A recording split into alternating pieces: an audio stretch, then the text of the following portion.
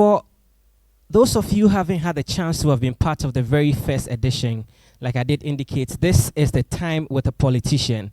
This is a program that has been curated to afford you an opportunity to interact, interrogate, and also get to know the life of a seasoned politician, what his journey in the landscape of politics has been, what challenges they faced, and give you the opportunity to ask them all the questions that you have. For a number of times, you see politicians come to campus, deliver speeches, and then they go. You try to get autographs and get photographs here and there, and that's just about it. But the Conrad office in Ghana, in partnership with the Department of Political Science, says that, well, it's about time that we afford students the opportunity to get deeper into the lives of politicians and get to interact with them on a personal level. And so today, we've been joined by a very distinguished personality. Many of you know him. I'm sure you've seen the flyer before getting here. But today, I'll tell you a very deeper biography of him. I'll give you his history. I'll tell you about his parents. I'll tell you about how he started his politics. And in fact, where he was even born. Many of you don't even know the high school he went and all of that. And so, in this conversation, he said he went to a college, not a high school. So let me just emphasize that. So today we get to actually know about his life in a detail.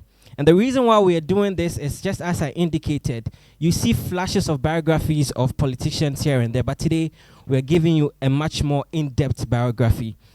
So ladies and gentlemen, without further ado, I'd like to invite the head of the political science, the Department of Political Science, Professor Isaac Owusu-Mensah. He will welcome us and provide us the reason for this gathering. Please put your hands together and welcome Professor Isaac Owusu-Mensah.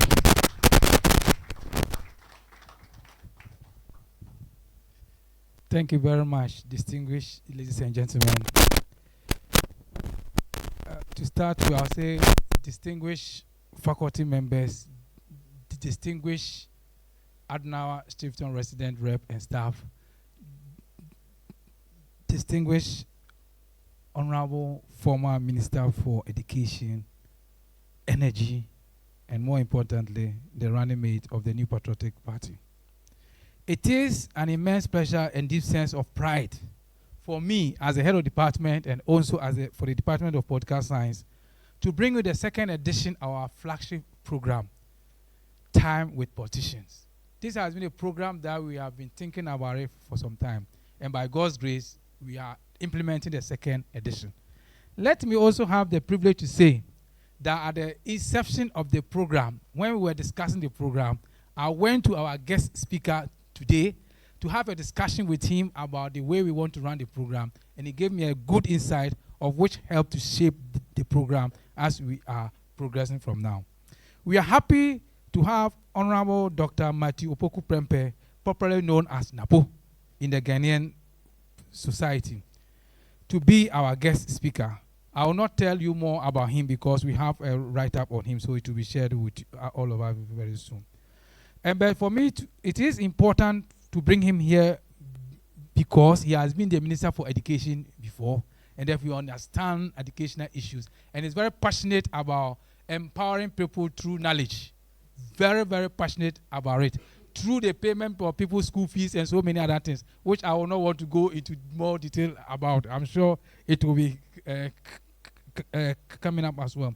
But let me also say that we are very privileged to have this program sponsored by the Konrad-Adenauer-Stiftung. When we mentioned to them as well that we want to run this program, say anything about knowledge development and civic education, we are all for it. So we are happy they are here with us, and we are happy they are sponsoring. Can we give them one applause, please, to Konrad-Adenauer for sponsoring this program for us? As a department, we believe that the future of Ghana's democracy does not only depend on the quality of institution, but also depends on the leaders that we will churn out as we move forward as a country. It's a critical thing for us, and therefore we are very much interested in leadership. We are very much interested in what their contribution has been, and also those charting the path for you, the young ones, to become future leaders. What are we according them? What mistakes they made in the past that you don't have to make? These are all the reasons why we have put up this program. So with humility, I welcome all of you to the Department of Political Science as we start the second edition of this program. May the Lord be with all of us as the program runs through. Thank you. Thank you very much, Prof. I think we can do better for Prof. Please put your hands together for Prof. This is such an important gathering, and this wouldn't have been possible without his leadership. It is for that reason why we are celebrating him as much as we can. Ladies and gentlemen, at this point, allow me to introduce from the Konrad office, the office that has made this possible, supporting us with all that we need to make sure this does not remain on paper, but is as live as you are seeing. And please help me welcome the country representative, Miss Anna Lena Vasafor.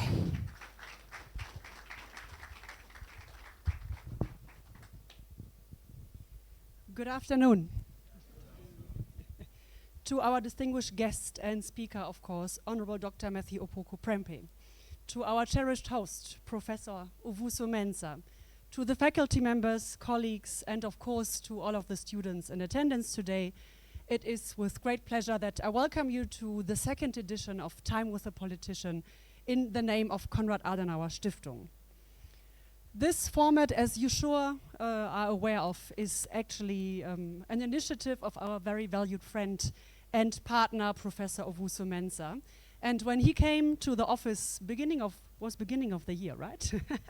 To introduce the idea to us and to introduce the concept and to ask Konrad-Adenauer-Stiftung if we wanted to come on board as partners, as sponsors, we were very glad to actually say yes. And the reason why we actually were glad was that we believe this format responds to something that is not necessarily provided in academic education, and that is the bridge between theory and practice. Of course, political science gives us concepts, gives us frameworks, and gives us very important analytical tools. And that is very crucial as the intellectual base. But politics itself is lived.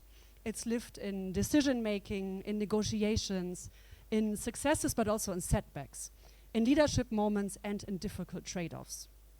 And that is the reason why the series was created, to give students such as yourself the opportunity to learn directly from people who have operated at the very center of political life and political decision-making. We often discuss or look at politics from the outside, but opportunities like today actually allow us to understand politics from within. Not only what decisions were made, but why and how. Not only what leadership looks like in theory, but actually what it means in lived practice. So of course today's guest embodies exactly that very spirit and insight. And we are truly honored to have him with us today and to have him shared his experience and his expertise with us. I'm also not going to talk much about him. I think David is going to do introductions when I am done. But we all know that he has a very rich political background, and I am sure that he brings countless stories, countless reflections, and lessons that he has learned along the way with him today to share with you. We are grateful. And as CAS, we are also proud, because this series here today, the idea that Professor actually had, speaks very much to our mission and to what CAS stands for. We believe that democracy is actually something that lives through participation, that lives through active civic education, through dialogue, and the willingness of citizens to engage with public life. So creating spaces like the one here today, where ideas can be exchanged openly, respectfully, yet at the same time critically, is at the very heart of what we do as CAS.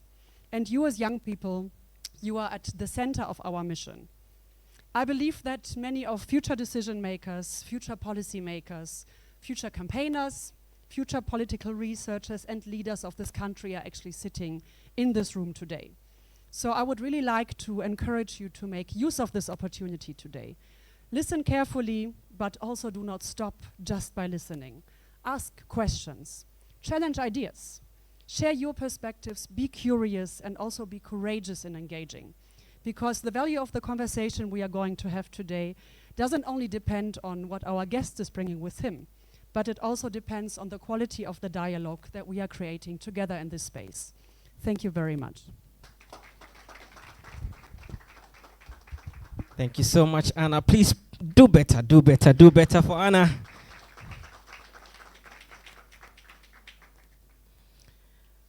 Kindly allow me to also introduce here with us the Director of Programs at the Conrad office, Dr. Joseph Damo. Please put your hands together for him. Doc doesn't want to speak, so he will just give you a shout as he is done. So thank you so much, Doc, for joining us. And of course, here with us this afternoon also are faculty members from the Department of Political Science. I can see right here Professor Isuman Johnson. Please put your hands together for him. He teaches a course that many of you love.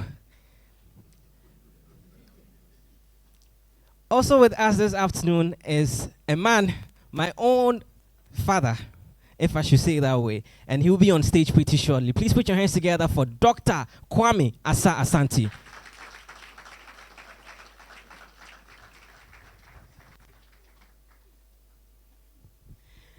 Also here with us is Professor Duku. Please put your hands together for him.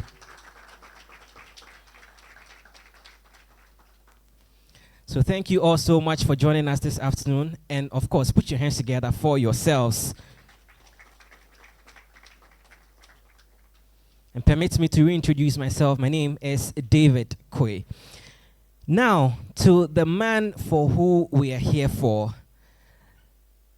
How many of you know this about him? Our guest speaker this afternoon, ladies and gentlemen, is a Ghanaian medical doctor, politician, policy reformer, public administrator whose career has significantly influenced Ghana's education and energy sectors over the past 2 decades.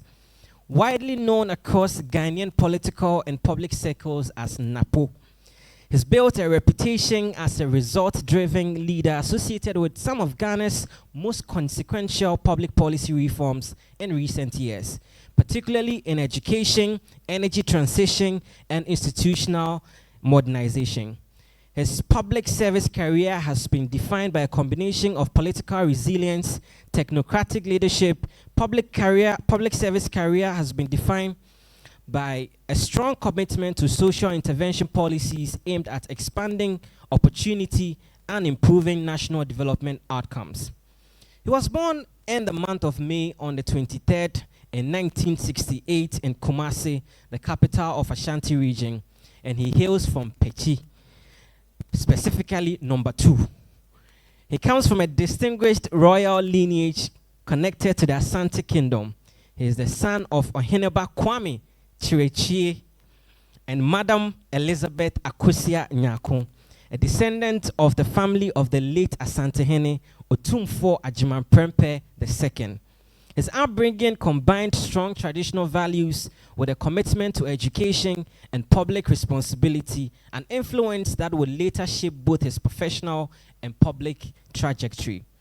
He received his early education at KNUST Primary School before attending Prempeh College, one of Ghana's most prestigious secondary institutions, where he distinguished himself academically and demonstrated early leadership potential.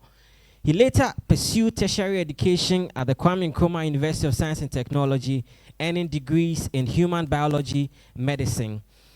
Determined to broaden his expertise beyond degree, he studied clinical epistemology at Erasmus University in the Netherlands and later undertook leadership and governance studies through the Harvard Ministerial Leadership Program at Harvard University.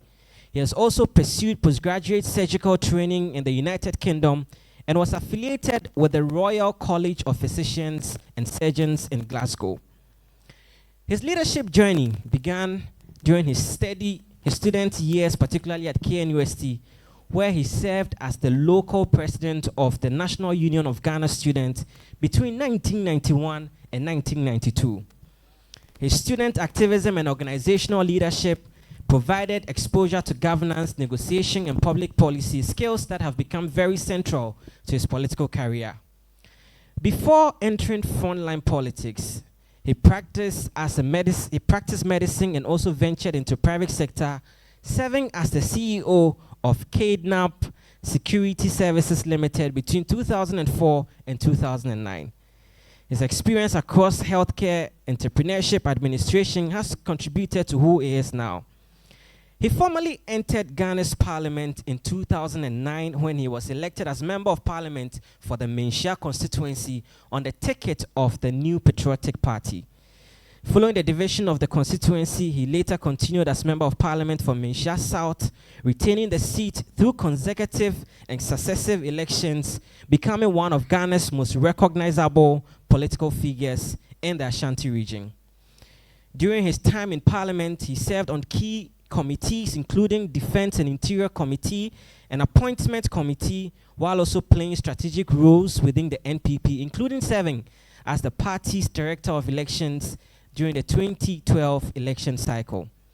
In 2017, His Excellency Nana Addo Dankwa Akufo-Addo appointed him as Ghana's Minister of Education, placing him at the center of one of the most ambitious social intervention programs, which many of you know so well, the implementation of the free senior high school, a policy that gave opportunity for many families to enroll their kids in senior high school. Under his leadership, the Ministry of Education undertook extensive reforms aimed at expanding access to education. The rollout of the free SHS dramatically increased enrollment nationwide, bringing hundreds of thousands of students into the secondary education aimed at reducing financial burdens on families. Additional initiatives implemented during his tenure included the restoration of the teacher and research allowances, the introduction of the professional teacher licensing exams systems, expansion of the STEM education, and other innovative programs within the educational sector. During COVID-19, he played a central role in ensuring continuity with Ghana's education sector at a time when schools globally were facing severe disruption. He accelerated digital learning initiatives, implemented remote learning strategies, and coordinated partnerships aimed at sustainable education access despite the crisis. He's received multiple awards, including being recognized as a National Harvard Ministerial Medal Achievement at the Ministerial Leadership Program in Harvard in recognition of his leadership and reform efforts in Ghana's education sector. Beyond Harvard, Dr. Prempeh received several honorary distinctions and accolades for his contributions to public service and education reform, including University of Professional Studies, Accra, and the University of Education. Winneba conferred honorary doctorate on him in recognition of his leadership and contribution to national development. Following the 2020 elections, he was appointed Ghana's Minister for Energy, a role in which he oversaw critical aspects of Ghana's energy sector modernization transition between 2021 and 2024. Under his leadership, Ghana accelerated aspects of transitions toward natural gas power generation, renewable energy projects, and rural electrification development across the Ghana's energy transition framework aimed at lightening the country's energy future with global sustainability goals. His work in the energy sector has positioned him within broader international conversations on climate adaptation, sustainable development, and energy resilience. In 2024, he assumed an even more prominent national role when he was selected as the vice presidential candidate for Dr. Mahamudu Bawumia on the ticket of the New Patriotic Party for the 2024 general elections. His nomination reflected both his stature within the party and his reputation as one of NPP's most influential policy-oriented policy figures. Throughout his public life, he has remained associated with a governance style centered on implementation, institutional reform, and policy delivery. Supporters often point to his role in transforming access to education in Ghana and advancing the long-term energy planning as a defining element of his legacy. Ladies and gentlemen, this is an in-depth profile of our guest speaker for this afternoon. He's none other than Dr. Matthew Opoku Prempeh.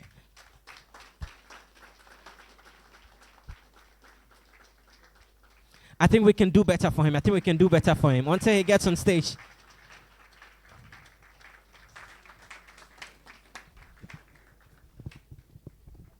With all the profile that I've given about his very expansive and extensive public life, I'm sure there are thousands of questions that people have to ask. But to set the ball rolling on this one-on-one conversation with us and to moderate and steer the conversation for us this afternoon is Dr. Kwame Asa Asante. Please put your hands together for him.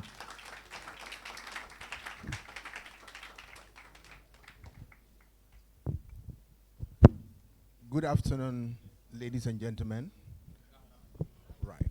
And good afternoon, Honorable. Good afternoon. Yeah. We are happy that today we have assembled to continue the business of politics. This time around, we are looking at governance and leadership, vision and delivery. It's an interesting perspective we want to look at so that at the end of the day, our students can go home with some basic ideas that will guide their conduct, their attitude, their behavior within the political society. Without much ado, I want to welcome our guest, Dr. Matthew Opoku Prempeh. Doc, you are most welcome, sir. Thank you. Yeah. You are a man of many hats. You are a man of many hats. You've worn one hat as a medical practitioner. You also continue to become a politician. Not only a politician, but you... Hello?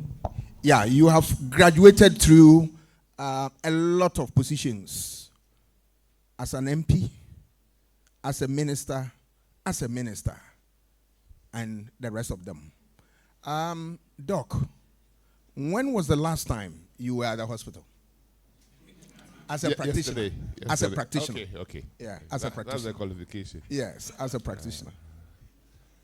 I was there yesterday, not as a practicing doctor, but as a practitioner of that profession, to donate to the most unfortunate children that we have there. I was there yesterday. Do you miss the hospital? Because you've been with politics for years. I am sure that having been trained as a medical person, you've gone through the ropes, and one would have thought that you stayed there for a long time. Today you are in politics. Do you miss the hospital?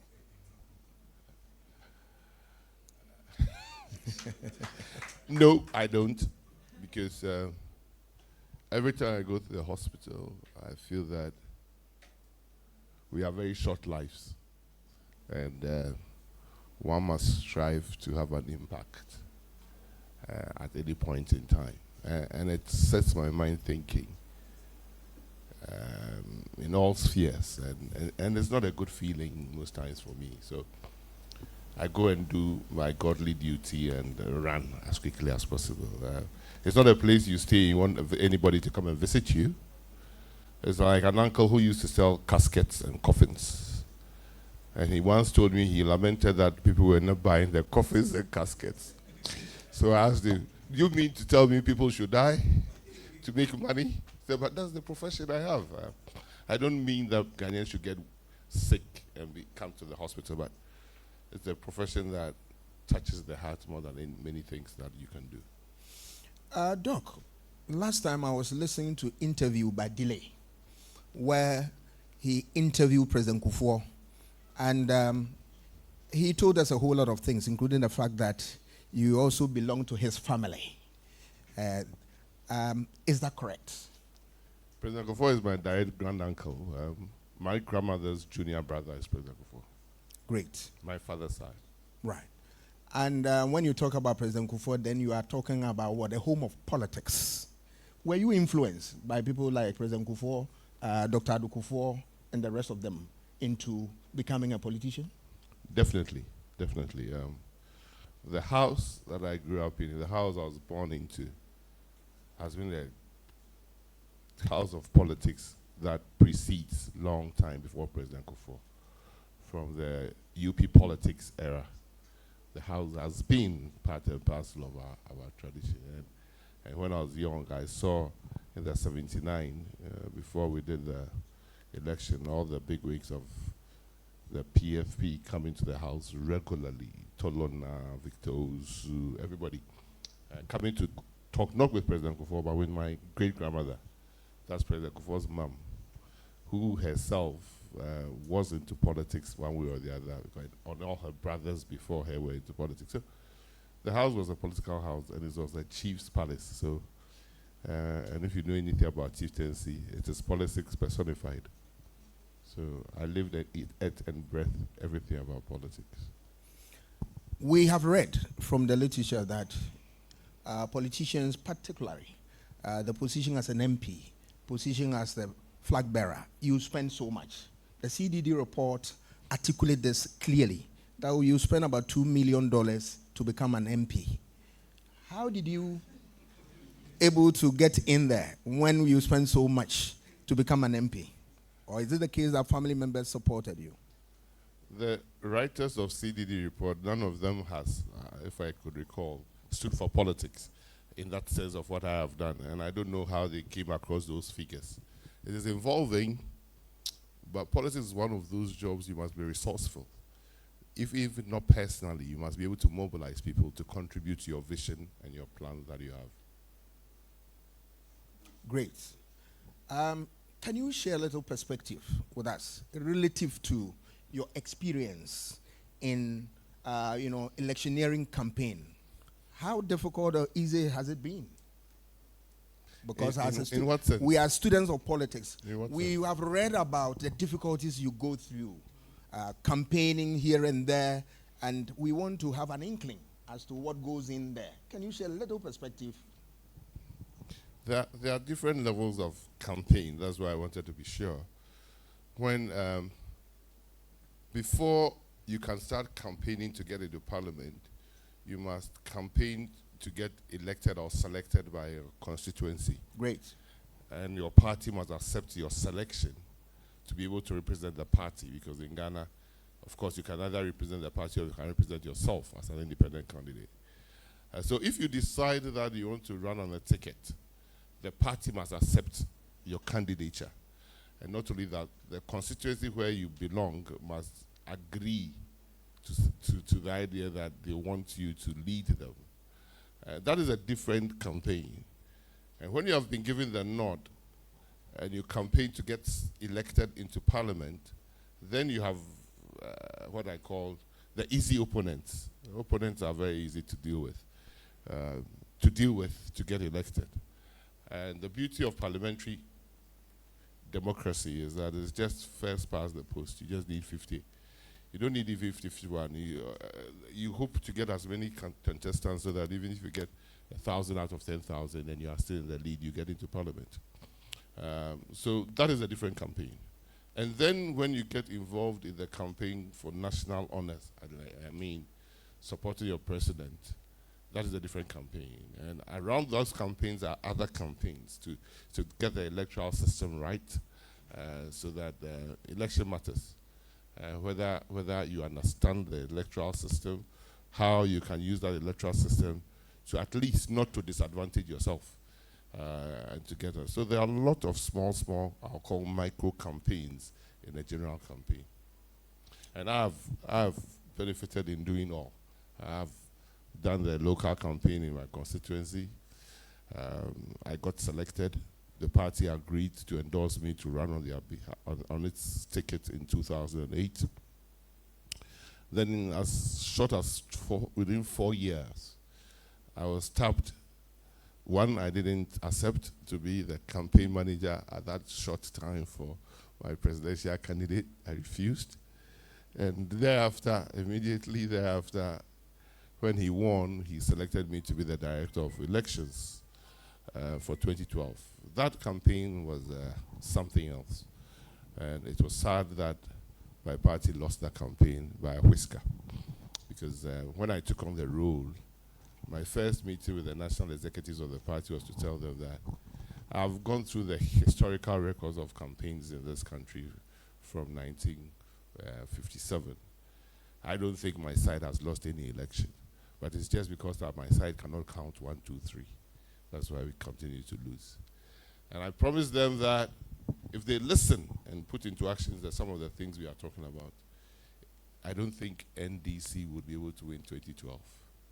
And even if they win, we will mount the first serious, credible challenge ever in this continent. Because I've done my homework, and it came to pass. And I nearly ran out of the country, but we went to court. And the rest was history. And my current flag bearer was the chief. He gave evidence in chief. We worked with him to let him know all that had gone on for us to be where we are. So there are different sort of campaigns. And when I got into Parliament, there are other campaigns that you get into in Parliament. I mean, campaign on issues. Like, I decided, my first statement in Parliament, I decided to talk about doomsday. Because and God is a lovely God, right? You talk about it, he gives it to you. So my tail end of my political career as a parliamentary man, I was in the ministry to manage doomsday. And so immediately I got there, I said, it's not called doomsday, it's called doomsday, right? Because the narrative matters. The narrative matters. Right. Now let's come to Parliament. What were some of your achievements for your constituency? Can you share with us some of the achievements you made for them? The reason why I'm reluctant to share achievements in constituency that it will evoke certain feelings that a politician shouldn't have. The more things you do in your parliament, in your constituency, and your other colleagues in your party cannot do same for other, you become a comparative. Comparison between yourself and maybe your neighboring constituencies, and I've suffered from it, and it's terrible. It's terrible when you have a leader next door, and people are insulting your leader in Parliament, and you know that without him tutoring me in Parliament, I would not be where I am today. And they are comparing you to him, and they are insulting him, and they are praising you. It's not a good feeling at all. So I don't talk, as a matter of fact, what I've done in my constituency, and I've never done it. During election time, I do a brochure of all the things that I've done and the people that are affected. And I started putting names and telephone number and house numbers to people who have supported. Because you will realize very soon that those you have supported most are those who will deny you best. And they'll say, this man, yeah, we've never seen him since he went 4 years. So, and when I did that, oh God, they like, hey, so I wish everybody can do some bit of politics in your life to know how to manage things. But so I don't speak about it, and I hope not to speak about it today. But in all aspects of the lives of my constituents, I was a champion advocate. Our constitutions we run does not give the MP the lead in development in the constituency. So the first time I went to pick forms in 2008, I made sure I brought it out, that I'm not a development agent. If I wanted to be, I would have stood as an assemblyman. I'm not here to bring you toilets. I feel offended to talk about toilets, but I'm not here to give you toilets. I'm not here to give you water. I'm not here to give you electricity. Somebody said, yes, you could boost because my constituency was inner city, so we had everything else. But I told them, don't come to me with those things. I'm here to go and represent you in Accra, where our job is defined. Pass budget, pass loans, make laws. And I would be the chief advocate for this constituency, but I'm not the chief development agent for the constituency. It took time, but my people understood me very, very clear. So when you help, they know that you are doing that as an extra duty. It's not your prime duty. Because if you go and give promises and you are in opposition, and I started by being in opposition, you cannot deliver. And the people would be mad at you. Because everything is about what you say and what you deliver. I think this is commendable because more often than not, you get politicians promise people about development. Meanwhile, they don't have what it takes to deliver. So for me, it's a good thing. But why is it that some politicians want to promise heaven and earth, only to take us there and we realize that there's nothing that they can. They don't talk about their parliamentary business, but we will construct road for you, we'll do this, do this. They know very well that it is out of their reach. Why are they doing that? I guess in some constituencies, if you don't deliver, you don't get it selected. But you told your people that, look, I'm not going to bring you roads. I'm not going to provide potable water for you and the rest of them. But they trusted you, voted for you, retained you. Yes. I said I was lucky because I was in the inner city constituency. All the roads were done. There was already electricity. All the schools were built. Actually, you don't even have a piece of land to do any other development in that sense. You have to probably rehabilitate or renovate the old existing structures.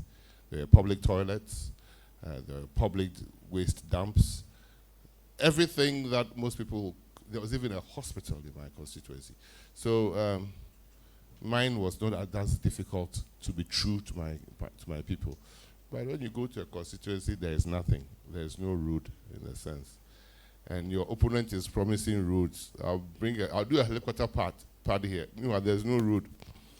And you go and you say, me, every time when I come on, do the road. Okay, next time when you are ready to do the road, you come. So, you see, we are just a mirror of the people we represent. It's just ourselves. But I believe passionately that what you say must matter to you. You should have an integrity before you get into politics and maintain it throughout. So if you go and say things and you don't do, and you don't care, it will come back. Because I heard recently that there are so many jobs going because of 133 that Ghanaians in diaspora should flock back home. Really? Vision and execution are different beings. So is it the case that if your constituency happened to be a deprived one, you would have also promised development? With hindsight, I would say, if you force me now, I'll say no. But with the knowledge that I have, I'll say yes. All right. If I go and I don't, I'll come back and find somebody to blame. Okay. I'll come back and tell you if I'm in opposition. Tell you, it didn't work for us, so you see I'm in opposition. Wait for my government to come. Very, very easy. But when your government arrives and you promised 133, and the people are chasing you, how can you go and say? So you have to be very, very realistic in the promise. And I don't particularly believe an MP should promise development. I don't personally believe it. Because you are in no way of delivering. The constitution we operate puts development and executive power in the authority of the president, not his cabinet, not anything, it's the president. So if you go and say, I'll do a helicopter pad in your constituency, and the president's vision does not include helicopter pads in Ghana, you have failed. And there's nothing, even if he is you're an MP of the president's party. And so that is some of the problems we have in Ghanaians. We have lived about 20 or 20-something years in our political democracy, where a lot of untruths have been told as truths, where a lot of falsehoods have been peddled as realities. And that is why we are where we are. Now, let me take you to your ministry, Ministry of Education. You occupy one of the biggest ministries in Ghana, Ministry of Education. I always tell my students that if your political career is going to be enhanced, sometimes it depends on the ministry you are put in. If you are put into bigger ministries, you are in the homes of everybody. Particularly when you're talking about education, you get people primary, secondary school, and the rest of them. You occupy that important position as a minister for education. And then you came in at the time that the government was also introducing a very flashy program, free SHS. And with all the promises and scarce resources, how did you manage that program? Because you were not supposed to fail. That was the flashy program of the government. But by dint of hard work, I can say without fear of contradiction that you live beyond reproach. How did you deal with that? Even before that, if I was called to the Jubilee House around 7th, 8th, 9th January 2017 and told Napo, I'm giving you Ministry of Education, probably I would have maybe walked out. Why? I was so unprepared for that ministry. It had never been plans of the discussion between me and my flag bearer, never. But when I was given a job as director of elections, and I delivered, and we could go to court for the first time to mount a credible challenge, and even lawyers, some say, distinguished lawyers say that when you read the verdicts of the judges, we won. My flag bearer took me into discussion one day and said, no matter what we have spoken between me and you, my legacy will be in education. And I've looked around, and if we ever come to power, that's where I want to take you. Of course, we didn't come to power, so I shoved it aside. But this conversation happened during the time that we were in court, and we realized that it's possible that we're going to win the case. And I wasn't happy at all. I wanted a big ministry. I wanted a more flashy and less cerebral ministry, a less management or a more technical ministry where you don't meet a lot of human beings. And so the flag bearer went to my granduncle to tell him that he has had a discussion with me. He's going to have a discussion with him, but he knows that if he mentions it to me first, I will decline. And that my granduncle, he's asking him to call me and speak with me. I went to visit him and he said, oh, sisters, your flag bearer was here. You know, he holds you in high regard, you know, education means, I said, you don't start. He said, why? I said, I was in Prempeh College a week before to do some donations. And the head said he had met a reverend minister that week who told him, the head, that anytime he meets me, he should tell me the only job I should do for when we come to office is the Minister of Education. And now I come to report to you what I found in Prempeh College. And you ought to talk about education. So President Kufo went about 1 hour explaining to me why the best ministry is the Ministry of Education. I said, this is political talk. Me and you know. If you want the ministry to make... He said, no. You are going to affect nearly 4 or 5 generations after you. And if you do it right, your name is sealed. You don't need a picture on the wall in a classroom to show you are the Minister of Education. But your policies and the delivery of your policies will change the trajectory of the country. So I sat up. I said, if President Kufo has told me this, and it's also from my, it's done. So in 2016, when eventually we won, and everybody was going to congratulate His Excellency the President, as soon as he saw me, he shouted, "Oh, Mr. Samajino!" Oh. Nobody understood it. The whole room was packed. Everybody looked at me, looked at him. Mr. Samajino! Mr. Samajino! And I left. I said, Kumasi. So I'm coming there tomorrow. Come to see your uncle. So he comes to Kumasi. I go and see him. Room full of people. He pulls me to a small room and says, "Look, I haven't changed. That is where you are going." It's okay, I'm going to Accra. Coming to Accra, I was nearly in low moods. But they're giving the job already. Mine is I can't fail. There's the policy, it's my whole life preparation, my personal preparation to politics as I can't fail. Given a job. So I came back. I had never read even the manifesto, what they had said about education. So my first thing was to grab a copy and read the manifesto between Kumasi and Accra. And I started circling the policy, the number of policies the manifesto had said, and I got to 45 policies. And I said, oh my God. Other places, 2.5. Other places, 1 quarter policy. Education, 45. So as soon as I got to Accra, I called a friend. I said, who and who were part of the Educational Manifesto Committee? They gave me their names, and oh my God, Professor this, Professor that. I said, can we convey a meeting tomorrow? So we convened. We had nearly 80% attendance. I said, how on earth? This is a way not to write manifesto. It's like a book, right? It's everything, from basic and early grade education to university. And they explained every bit to me.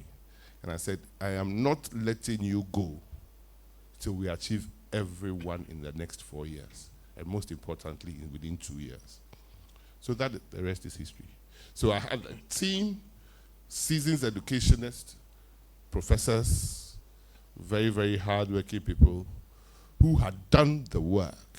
And the Educational Manifesto of MPP 2016 is the best on education. It's the best educational manifesto program on education I've ever read in this country.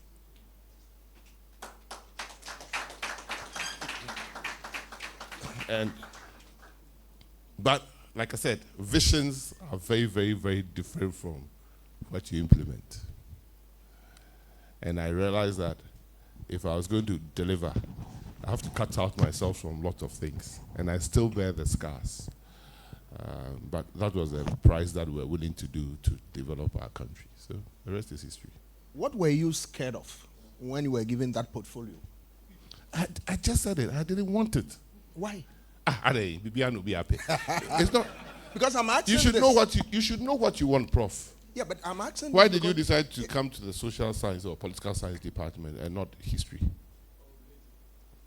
or medicine? I didn't have the competencies for medicine. Ah, okay. Take it that I thought I didn't have the competencies for education. Take it that. I'll be very happy. And I still say I'm still a student in the educational area, no matter what we have achieved. Every day. Just 2 weeks ago, I was called to the world's largest educational forum in the UK. And when I went, and everybody was hugging, was shouting, was, oh, how, finally, we've got you back. We are happy. Former education secretary in UK. Look, have you changed your number? I said, no, I have the same number for 26 years. Something must speak about you. I haven't changed my phone. 26 years, the same number. What are you doing? I said, I've set up a foundation. Oh, then we can talk. Is there something in education in the foundation? I said, yes. Education, climate issues, and a few things. So, okay, Matthew will talk. And then all the agencies, it was like, wow. So have I missed this in the last 6 years? And I've missed it. And the people made me feel very, very welcome. I don't hope to go back to Ministry of Education. I do not hope to go back to Ministry of Education. But I hope to still influence educational policy wherever I am. Yeah. If you look at that ministry, always, there's a saying out there that it's a difficult ministry, and then if you are posted there, then you must be prepared for your doom. Can that argument be sustained? What is it that is frightening everybody apart from you in that ministry? Yesterday, I said something somewhere in Kolebu, and somebody quoted me. I said, proper planning prevents pathetic performance, right? As a person, if you decide to get into politics or any other profession, how prepared are you for that job? And what preparation or continuous preparation will you be doing during those years you are in that job? You have to learn. But the biggest thing is to manage. I used to tell the president that the Ministry of Education is the human resource department of the presidency, the human resource department of the country. So if you claim you want to industrialize, you need Ministry of Education. Whatever you want to do, you want to create jobs, you need Ministry of Education. So if you want to check the barometer of what the country is doing, find out what it is doing by education and skill training. It should tell you whether the country will be prosperous or not. On campaign trail, I said this thing. God gave us the human capital and the mineral resource. Two things God gave us for free. A poor country like ours, we are giving birth like crazy, right? So we have lots of human beings. Well, God being so good, He put a lot of natural endowments beneath our feet, right? These two things are the biggest challenges in a society. What you do with the human beings and what you do with the minerals. You have to put value on both to be able to achieve prosperity and well-being and development for your country. You have to put value to both. When you put value to mineral resource, it's like moving gold to jewelry, right? When you put value to lithium, it's like moving from lithium to lithium batteries. If you don't do that, you are selling yourself cheap. And before you can do that, you need a human talent. You need the human beings who are more skilled and more educated. So to achieve both, to bring it down. So the first country I visited when I became a Minister of Education, who can guess? 1,000 cities if you get it right. No, you are not part. You are not part.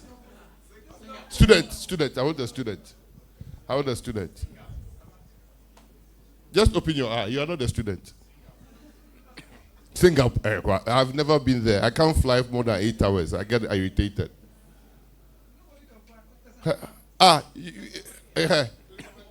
Congo, thank you. Ebola, I've never been there. No, you are said Singapore. You can't have another chance. Open your eyes where you are. Okay, say it for credits I'm going to give you. Germany. Yes. The first country I visited. And I went there twice. Because if you follow history, educationally, it was probably, in our century, it was probably one of the most educated or literate countries in the world before the Second World War. Almost all the scientists we know were in Germany. Einstein mentioned, they were all in Germany. So education-wise, papers and things, academic-wise. And then we bombed Germany like crazy. And how is it that over 50, 60 years, Germany has been where it is? It's because of education, and more importantly, skilled training. If somebody tells you China has developed, China has developed on the back of Germany. Go and check the number of times the German chancellor visits China in a year. You'll be shocked. And both parties, not maybe 13, 14 times a year. They are always there. And I went to China, and they tell you their model is from Germany. In fact, every country I went is skilled training. The countries that are surviving the harshness of the economic climate now, who are preserving and thriving and doing well, are those who are using their hands skillfully. And that is where Germany comes. So I love Germany. And our technical vocational education transformation was based on the German model. So that's another story. But Germany was the first place I visited. I think we'll go into that.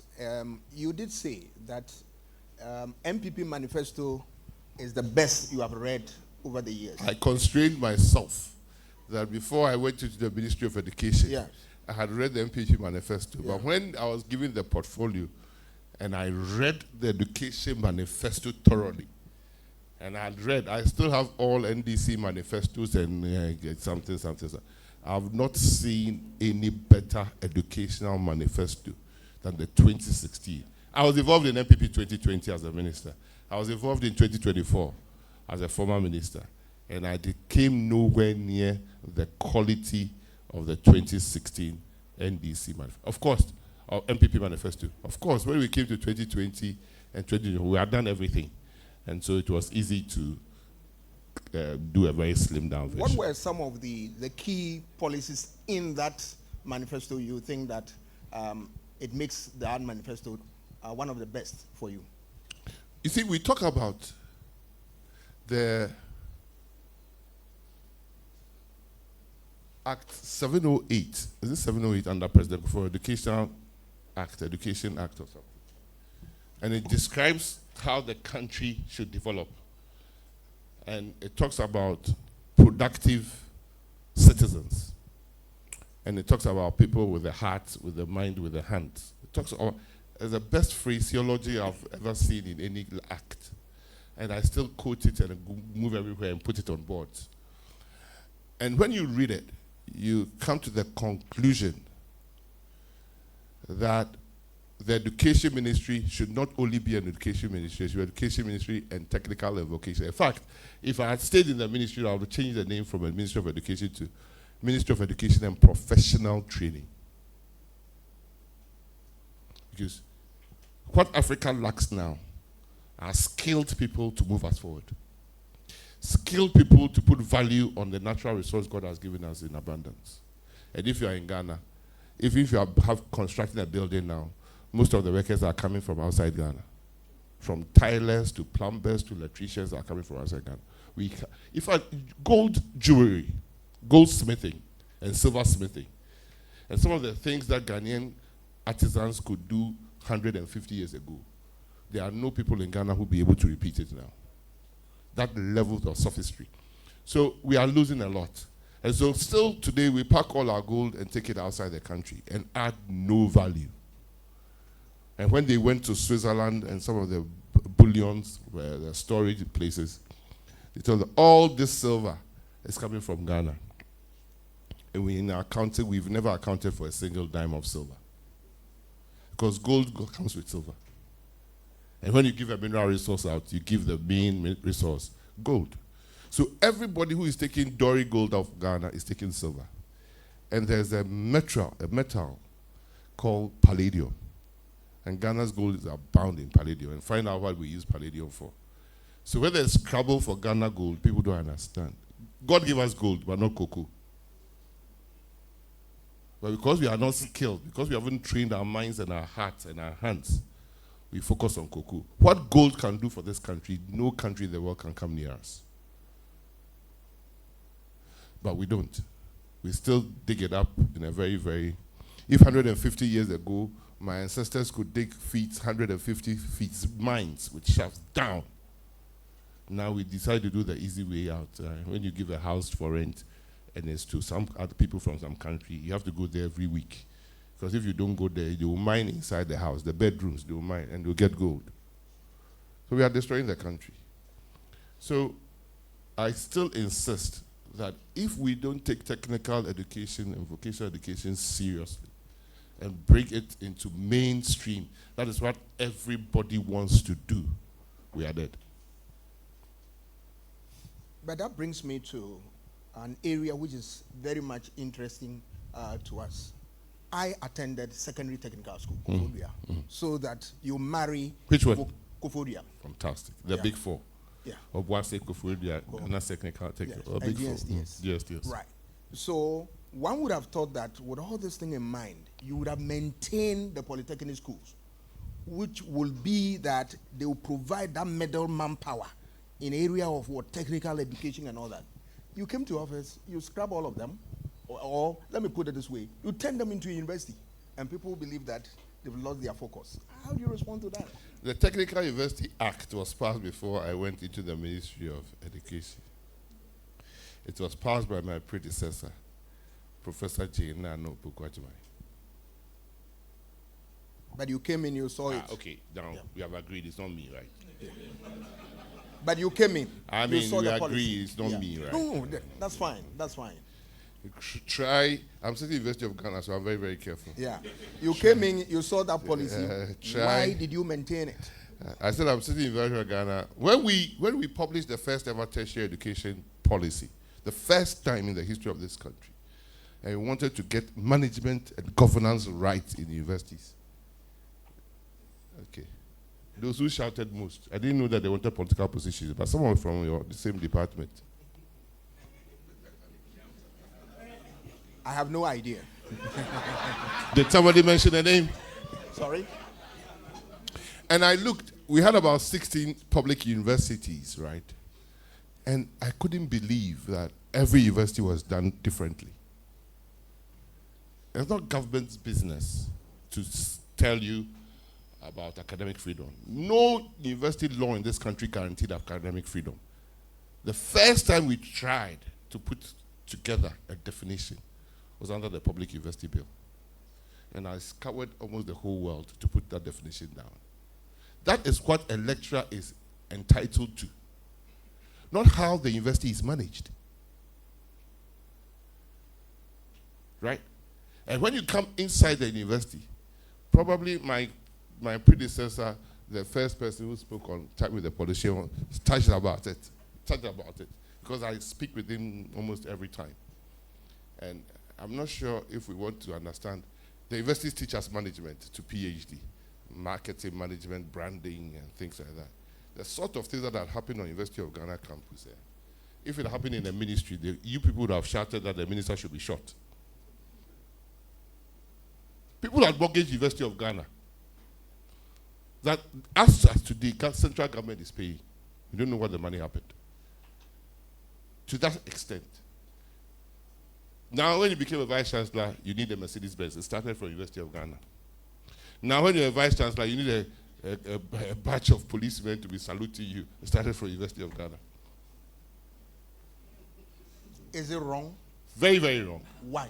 Very, very, very, Why very, the very. politicians will take all the you see? V8? If you want to be a politician, why not come the and VC? contest.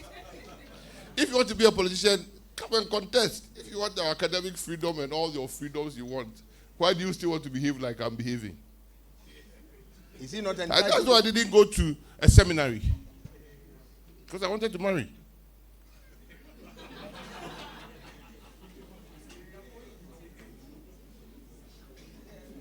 If you want to be like me, take off your gown of academic something. You know, my house, there were professors, and so I was just telling them. Yes. So I understand. I'm very, very careful. They are taking political notice of this. Yes, I'm very, very careful. But when you hear them, when you hear one or two vociferous people shout, and the thing that they are telling government is to manage things well, yeah, corruption, and you open the books, say, hey. It was difficult for some of us. We had to restrain. The place I restrained myself most in my 4 years of education was when it came to tertiary university issues. Because I always remember my uncle, Professor F.A. Kufuor. If I'm a voracious reader, it's because of him and a lot of things. So I'm very, very careful. But really, the whole of the education ministry, the place that needed change most was tertiary education. Look, we passed the Technical University Act. I supported it, even though I was against it. It has been passed by Parliament. Now, none of them even want to do anything technical. They are all doing business management, commerce, administration, political. No, I haven't heard them. Don't bring political science in. They are doing English. But before Professor Adenauer-Stiftung, they sat with all the polytechnics and said, every polytechnic, choose your niche area in technical education. And I came to meet a transformational program which I continued with Amatrol of US. And some of the gadgets and equipment that have been put in technical universities, there are some are not in some of even the most advanced countries I've gone. But they don't even have lecturers who understand how to operate the machines. It's been packed. I'm telling you, it's been packed. And that is the problem. Meanwhile, they were doing all the HNDs and things, fantastic courses. Those who wanted to top up were coming to KNUST. But they were doing the middle thing that we need to develop as a country. It is not the PhDs from tech that develop this country. That is the intellectual bit. But the hands-on bit was the polytechnics, and we lost it. So if you realized, we quickly came, it was already in the MPP manifesto, to do 2 state-of-the-art technical institutions in every region. It was going to, the total capacity was going to take about 3,000 people at a go. And the whole area, the idea that I had was that when I finished, we were going to call all of them polytechnics. If we had finished constructing them, we would have called all of them polytechnics because I wanted to bring polytechnic education back to the country. Because that is the most, they don't do any technical university thing there. So, and it is not because they are technical universities that I have a problem. That is not at all. If you go to Germany, the applied universities are there. So that is not the issue. The issue is that these ones are not doing anything technical. So I'm of the opinion that GTech should come up with a proposal. If you're a technical university, 70% of the courses there must be technical. And I don't mean 70 so that you do 7 departments, 7 technical universities, there are only 10 students, and the 3 will have 3,000. The 70 will be human beings as well, lecturers as well. We have to. So if even in Kwame Nkrumah's time, let's see what happened. When it was University of Ghana that was doing education, right? When we set up the education university, all the books in the BAMS library on education were transferred to UCC. The lecturers who were teaching education here were moved to UCC. The social science department in Tech, it was nearly collapsed, and the books were transferred to UCC. Imagine if I say I'm going to do that today, what will you do? I will support you. You will not. I will. You will be writing the papers for the lecturers to be insulting me. You don't support me. And it happened. It happened. Right? But now the politics is too much. And I don't want to go near them. It's too much. And it's going to affect the university lecturers themselves. So do you think that I came and I passed the policy, President approved, that when a professor completes 60 years, I don't think a professor will go on retirement. So I sat with the president, briefed him. The GIMPA rector at that time did the thing. And we decided to extend for professors to 70 years. Because they are the best talent in the university is the professor of the university. That's the best talent. In some universities, they pay professors not to teach, just for their names to be attached to the departments for life. America, most of the universities, they have professorial things for life. And we did it. Now, the number of complaints I've got from professors who are being intimidated because you don't support my agenda, I won't give you the contract. Why? Maybe we should cancel it. I came to meet the situation where the university said that, Mr. Minister, when is it within the academic year and somebody is 60, let the person continue to the end of the academic year, which makes sense, right?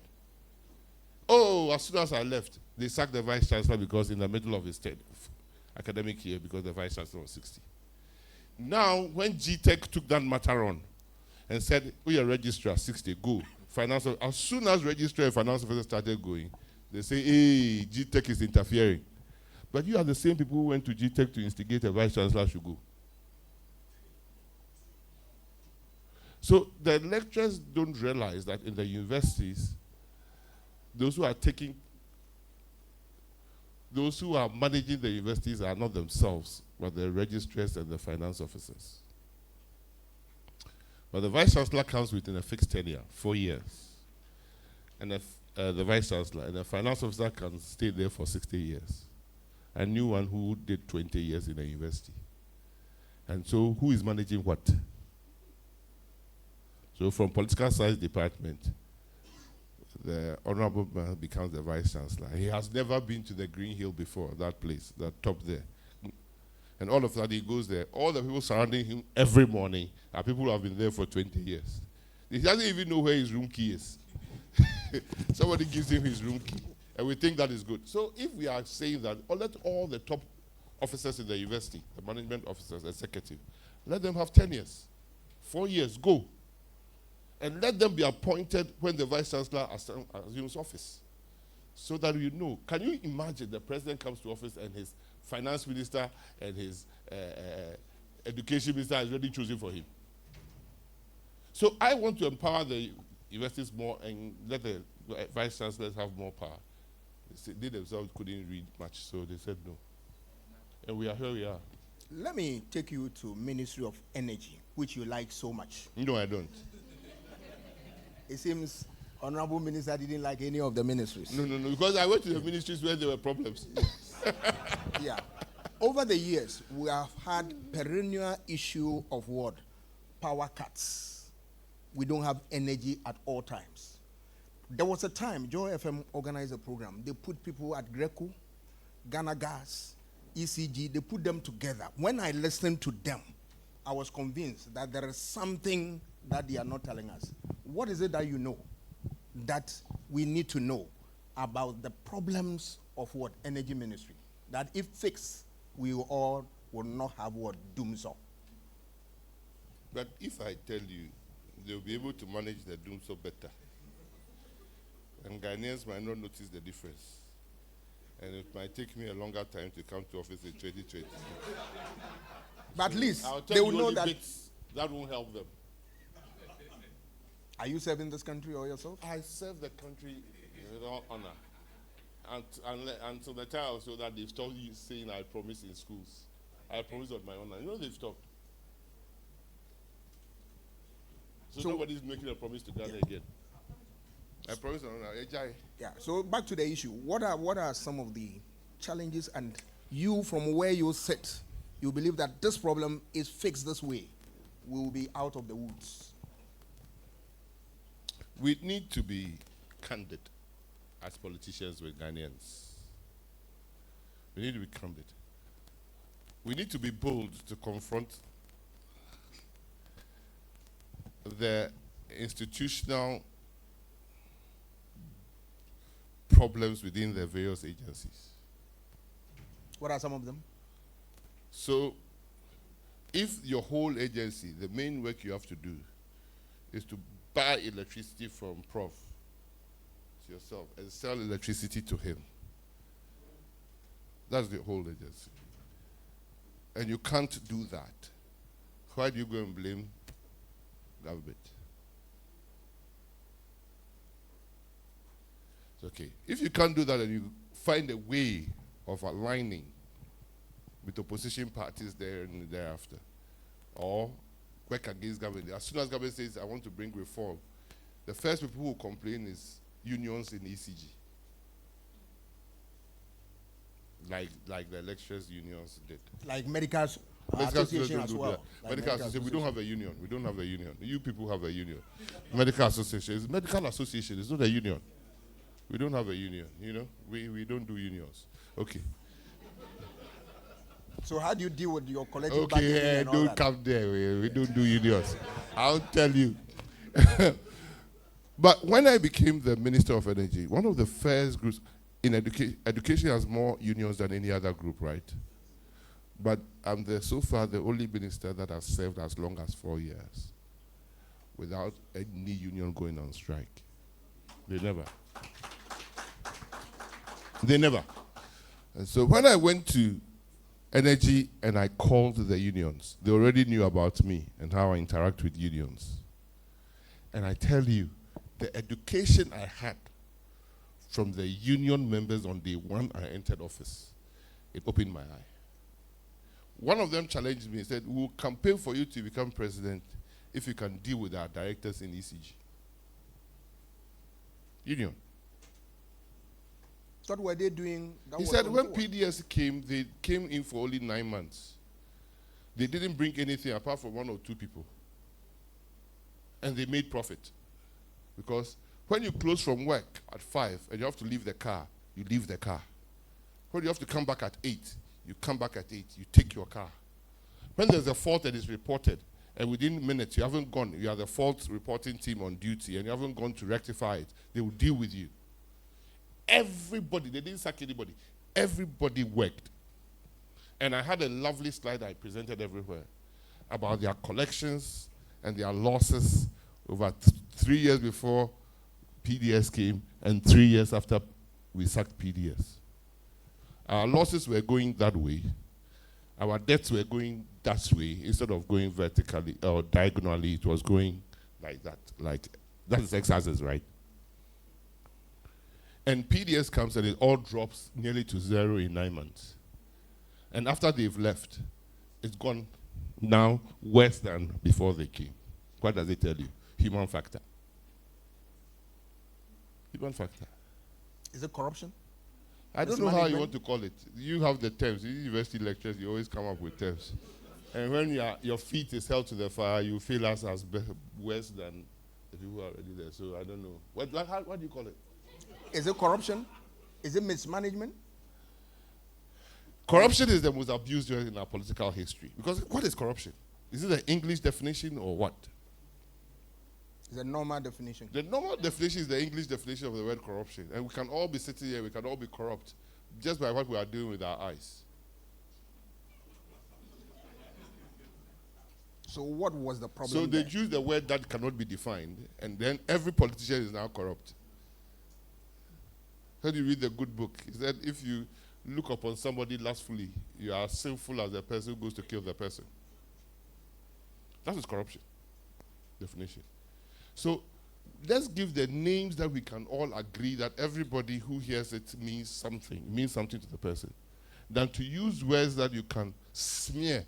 So we end up smearing every politician. You are corrupt. Because the person who's used the word corruption does not understand the word corruption. So now every politician, you know that in this country, Every politician is corrupt. You see me now. Okay. I know you are not corrupt unless you prove. But that's your definition. So I'm just saying that if somebody is a thief and he steals, let's punish the person. If he's not a thief, you can't assume because of his actions he's a thief. Okay, about management and corruption, you don't want to know. What management I want to know. You want to know about? There's only one charge that was given to man in the Bible after creation, after 7 days. Everything is under your dominion. Manage it. Period. That's what God, the only thing God gave. And everything else is management in life. Whether it's your marriage, it's your children, it's your workplace, it's about management. And the management includes managing the human beings there and managing the other assets there, intangible assets or inanimate assets and everything. So management is everything. So when I come to University of Ghana to learn management, and the professor who taught me management is the one who is mismanaging most. I don't know what he was teaching. So if your small university, you've managed to mismanage it so well, and you are teaching students mismanagement, now when the university students come to me, they are showing me how to not to be a good person, right? Because everybody has a request. Somebody called me today and said he needs 50,000. He wants to go to university. 50,000. No politician pay 50,000 a month. At least MPs, they are not paid that much. So how am I going to get it? And he called me. How am I going to even think about making that money to give you? And he has called me freely. And when I said no, he said, "Thank you for saying no. Maybe I'll not come and compete for your vote again, so I can say no."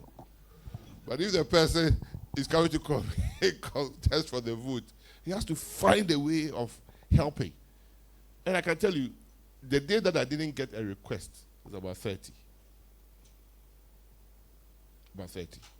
So the society, the people in the society are telling us, politicians, that if you can't find the money and give to us, we'll boot you out of office. Yeah, apart from that, what other solution do you have for us relative to problems in the energy sector? Because we know you have a lot under your sleeve. You share a lot to go there. With us. You want to go there. Yeah, so when I met them, question.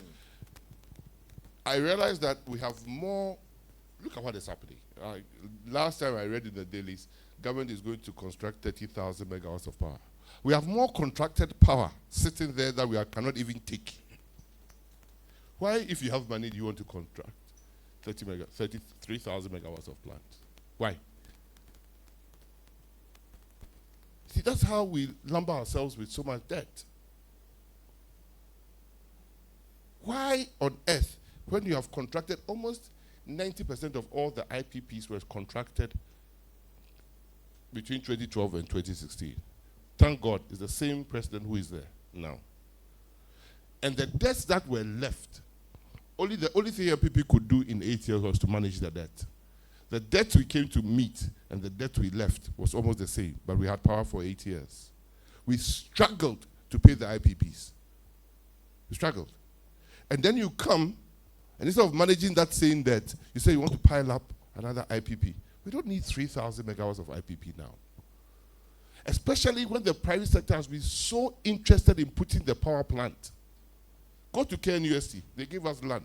Now, almost every big power plant, SNIT wants to put out a power plant there. AXA wants to put out a power plant there. Car Power wants to put out a power.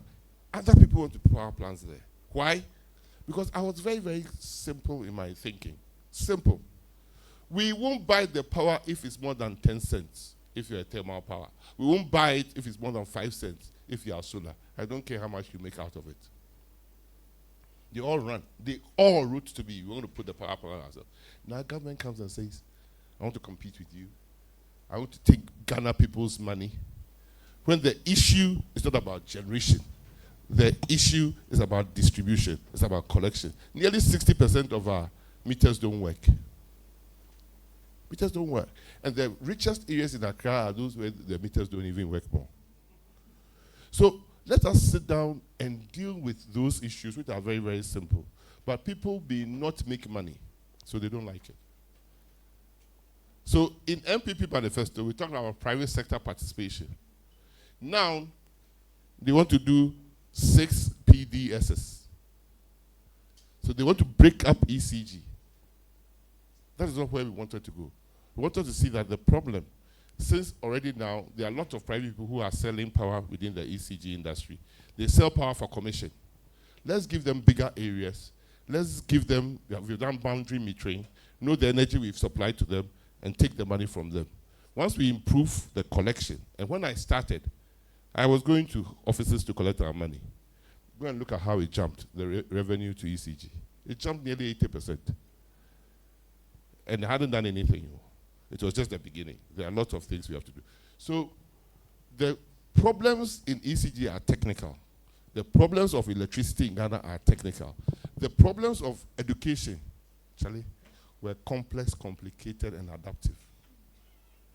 Are you sure we can, they are deal both, with all these problems? They are both easily to deal with. They are both, provided we have the right leadership. When are we going to get that right? When you vote for Dr. Bawumia, we will get a good leader in this. Thank you for coming. Thank you. I think. Please, I think you should do a better round of applause for them.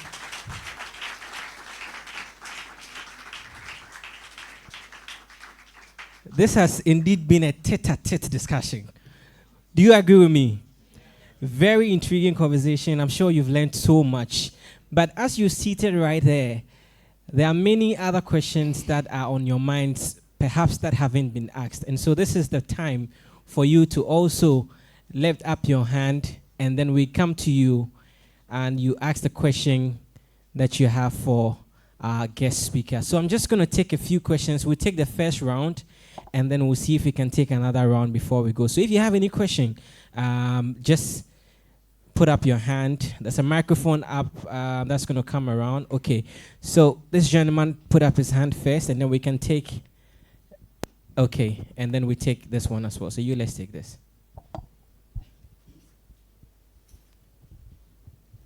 Thank you very much, Honorable Opoku Prempeh, and also Doc. I think we've all enjoyed the discussion very well. And there was one question that I was expecting from Doc, but probably Doc decided not to ask. But I want to ask. Because I want to know from Honorable, if His Excellency, the former Vice President, calls you again to be his running mate, would you agree, or you think you don't want to agree again?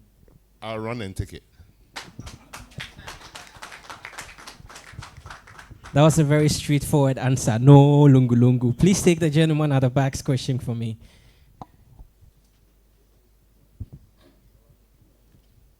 Thank you very much. Doc, two docs. My name is David Eduji Daniel, a level 200 political science student. And as part of the questions that Dr. Asa Asante asked, he asked about your leadership. And you spoke about various aspects of your leadership. But then in your portfolio, we were told that you were one of the presidents of the National Union of Ghana Students. You never really mentioned anything under your student level leadership. So I would like to know if you have any advice for us who would like to go into student leadership. Thank you.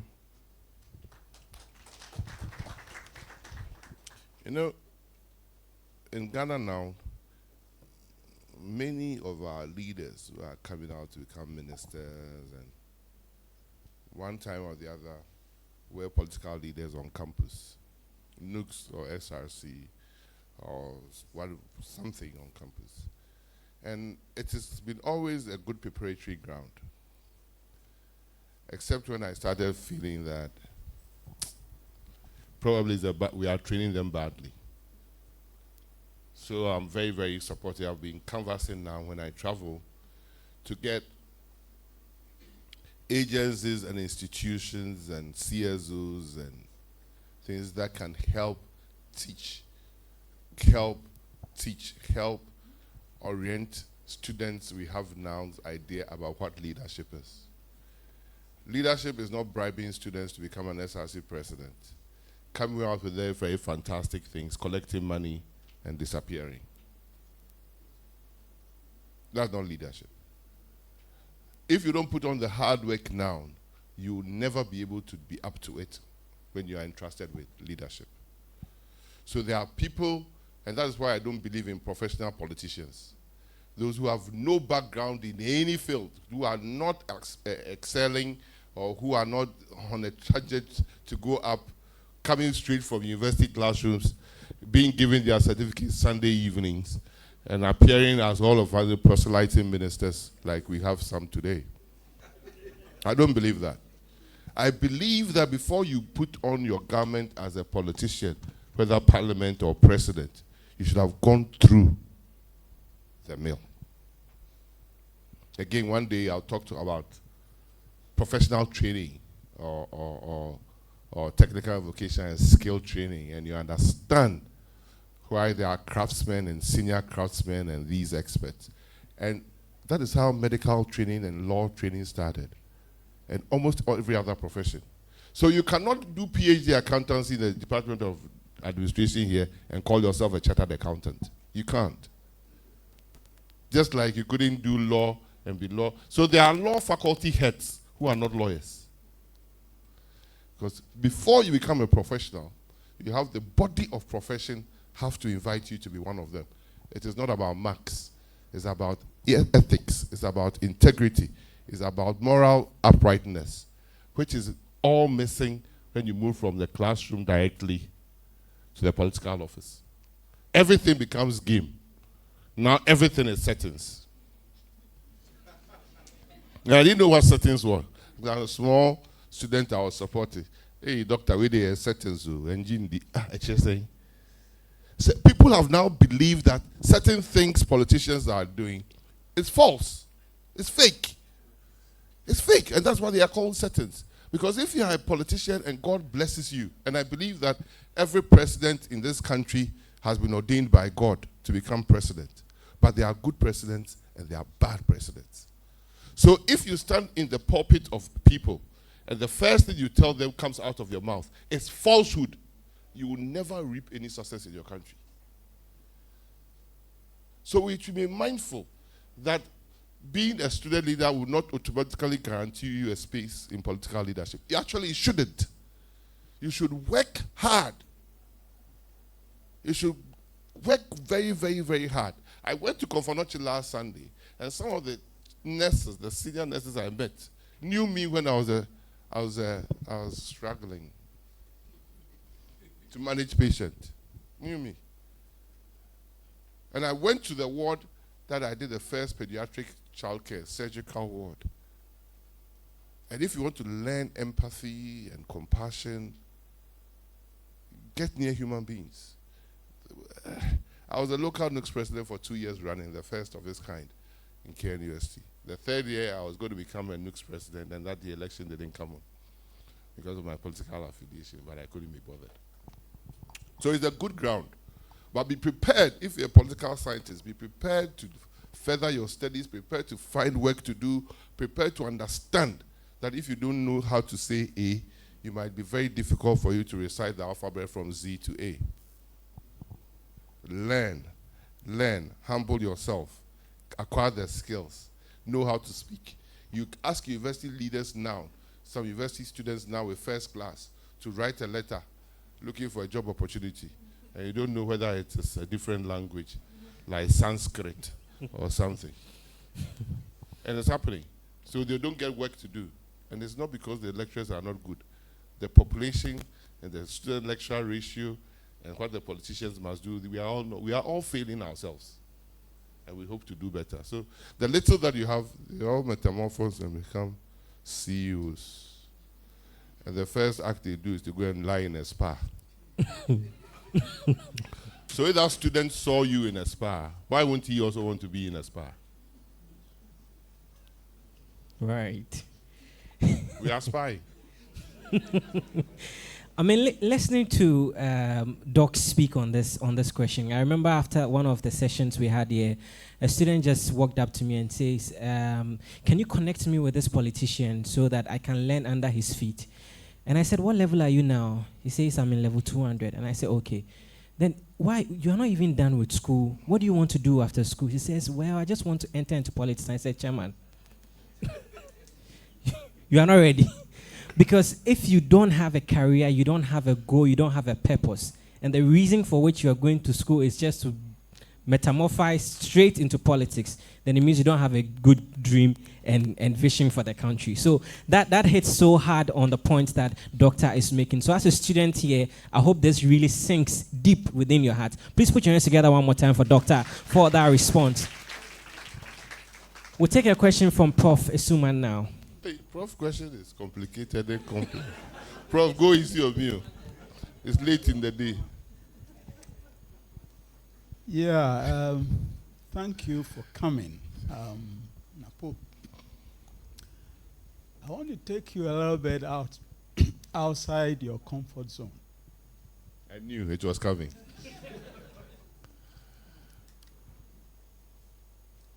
Why did you make the remark about Nkrumah when you were being adored? Thank you. Thank you. So, 2.5 months ago, World Bank comes with a report and says that since 1957, one of the best social policies Ghana has ever implemented is free SHS. And Prof, go and listen to, not follow what people have said, go and listen to what I said. I said since independence, since Kwame Nkrumah, nobody has done what Nana Addo has done in education. Nobody. Nobody. The whole of the number of students in a school, from primary to university, at the Kwame Nkrumah was not 1 million. SSS Nkrumah 1 million. And Nkrumah, they never had free education. In fact, he is the president that instituted Northern Student Scholarship.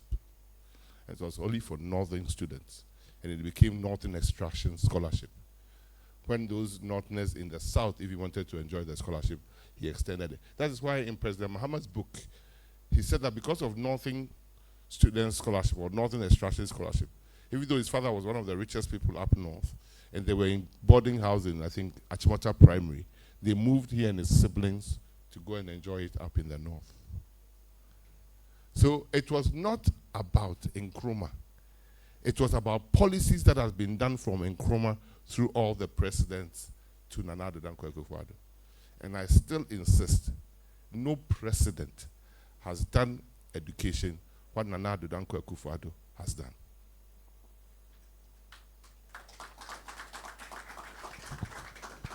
Anyway, I had to go to a grofo. It's still with him. The microphone is still with him. Okay. Immediately I was adored. I went through that pathway and I ended up in Western region. So I had to make a detour. And I think Prof has a follow-up. Napo, Prof. The context you have explained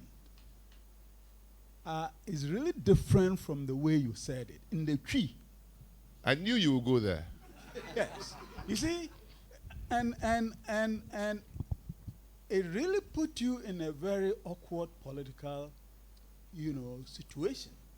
And some of us really felt bad for that. See, now you've explained it in a context that makes sense. But you see, if you go back to the tree, we'll do an exegesis of the tree, and you realize that even in tree, I never said anything wrong against Nkrumah. If you want to be truthful, I said Kwame Nkrumah. I'm telling you, that was an MPP political platform. It was an MPP political platform, and I wanted to make a distinction between Kwame Nkrumah's values and Unite UP values. And even in tree, me, I support Manchester United. You support Chelsea. So if I'm a Manchester United fan, and I say, Mo Chelsea, no. You see, I do agree that the person, when the opponents want to twist, I suffered from the twisting of the language. Because So let me tell you the serious thing that happened. It was not the people that blasted me. Before I went onto the platform, we had gone to Menshia, and Otufo had spoken. The day after, he called me and said, when are you coming to Kumasi? Because you have been reported to me. So the first time I'm saying this publicly. So I went to Kumasi after 2 weeks and said, what did you go and say on the platform? I said, Your Majesty, I would never repeat what I said on the platform, but I'll get you the tape so that you repeat. You heard it. Said, oh, somebody came here with a, just like you are holding that sheet.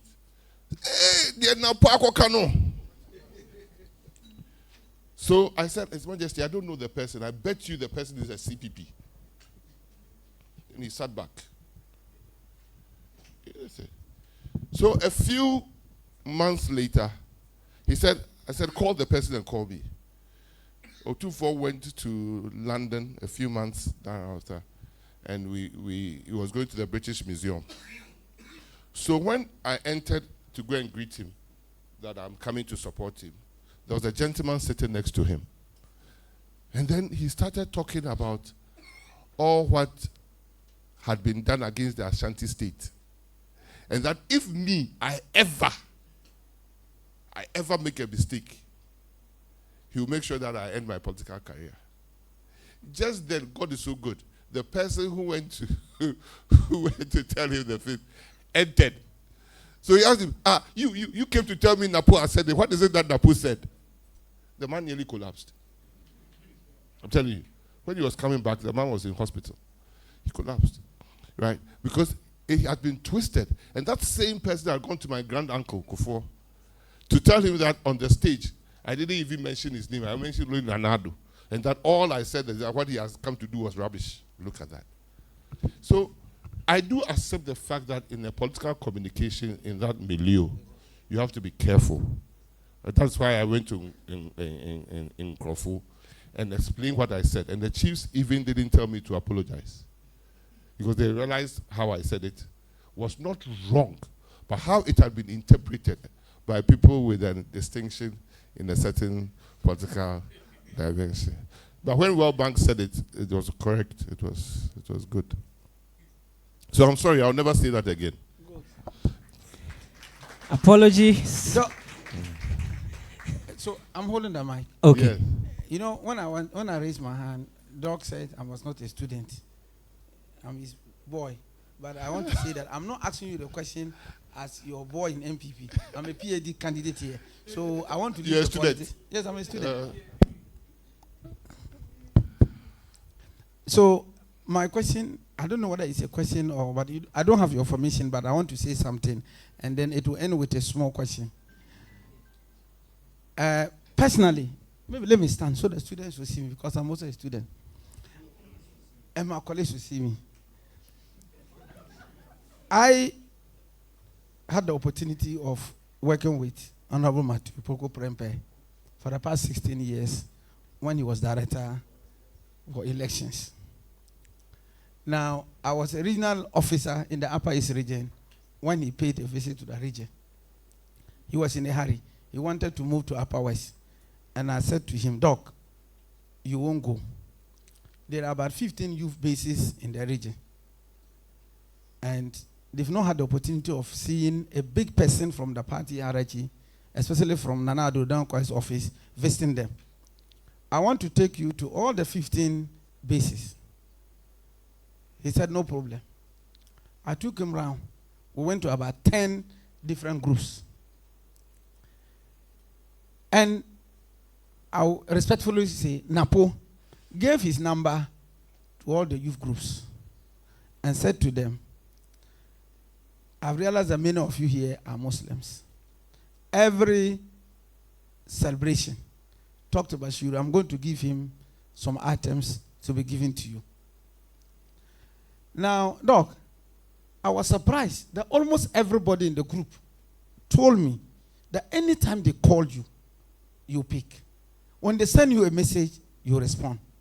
Even me, at that time as regional officer, I was not able to respond to everybody's message.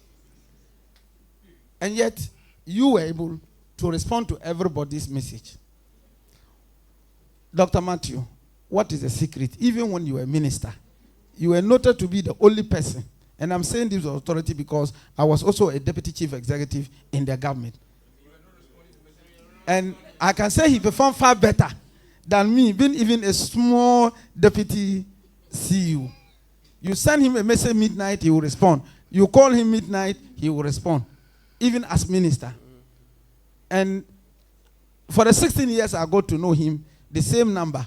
Even yesterday, I was sitting with my wife, and I told her that tomorrow Napo will be going. You see, me, I've been telling you that I was one of the people fighting for Napo. I'm going to do something for you. Then I sent him a message.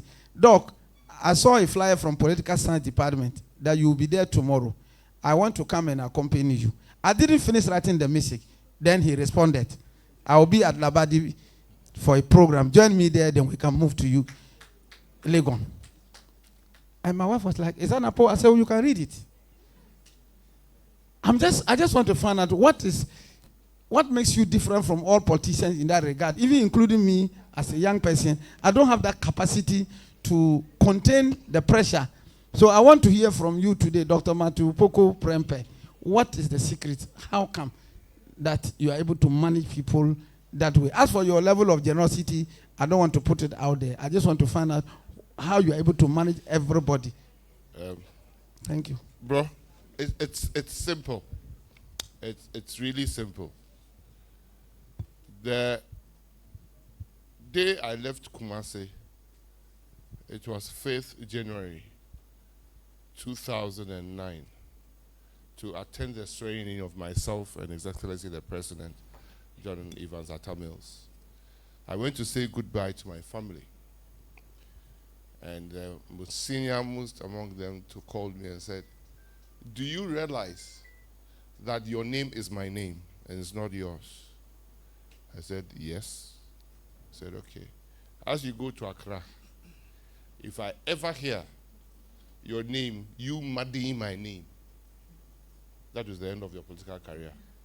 Go and uphold the name and never destroy the name. It's not yours. He said, I've brought you up to this age in service. You are not going to Accra to make money. You are going to Accra to serve with distinction. You are going to learn how to manage people better. If you fail, that is the end of your political career. If you win, that is the beginning of your political career. And I'm going to keep it forever. I'm not running away from anybody. I don't owe anybody. I haven't done any bad thing to anybody. So I don't feel it as a burden. I feel it as part of the service. If I can't, who should? Who must? Who will? So I try and use my little bad things I do. I try to cover it up by the little good things I do. By answering messages, whether I know your number or I don't. Because I've been saved because I didn't know a number. The number called and gave me serious information. And I escaped a plot. So don't think that hiding your number, refusing to take your number, inures to your benefit. It really disappoints people, and it really hurts people, and it really puts out people. I said, don't worry. A lot of people will insult you, but many more will commend you at the end of the day. So it's about service. And I am in the service mood once I'm in politics. When I leave and I'm home with my wife and my children, what are you coming to call me to do? So I'm not there yet. I'm still living among the people. So I have to take their calls. I have to respond to their calls. And I have to respond positively or negatively. Like the guy who called, they wanted 50,000. I said, I'm confess kind of way. Then I send a message as well. I can't find that money. Go to your MP. Maybe he has a girlfriend. Do you know what the response he brought? He said, that is why I would always campaign for you. You are so straight and so true and so short. Asa? Minibi. Tin-tone time, Munibi. So we're going to learn it, you know. The CEOs are notorious for not answering calls. We will try and bundle maybe about 3 questions straight, and then Doctor just answers them, okay, so that we can wrap up because we are quite behind time. No, unfortunately, because there are too many questions. Yeah. So let's take 3 bundled questions and then we can wrap up. Minister, good afternoon. Please, my name is Pius Beidu, level 200 PFD law student and also a SCAR scholar. PhD law student? PFD, postgraduate degree first law student, level 200. Yeah, PFD. So, so Doc, my question to you is, you mentioned that in terms of Ghana's energy sector, ECG, there are problems with collection and then distribution. But there are also figures that have been reported from upstream that our gas reserves, Sankofa 10, they are dwindling. The reserves are dwindling. So with your experience, what do you think as a country we can do to address these declining reserves? And also another question to you is, Chief, do you think that Ghana needs another gas processing plant? Thank you. Okay. So, Doc, we'll take two more, and then you can answer them. So I'll forget the first one. So Good afternoon. Please, my name is Sharifa Tubansi, and my question is to Honorable Napo. Please, my question is, why can't politicians be rich? Because there's this notion that any politician who is doing so well for themselves is through corruption. Why? Very straightforward question. Thank you. Please, we'll take the two, and we'll take one from the CAS scholar as well, my brother here, and then we can wrap up. All right. It's been an impressive talk with you, Honorable. So please, my question is, politicians to national development. I heard you say you are influenced by your relations.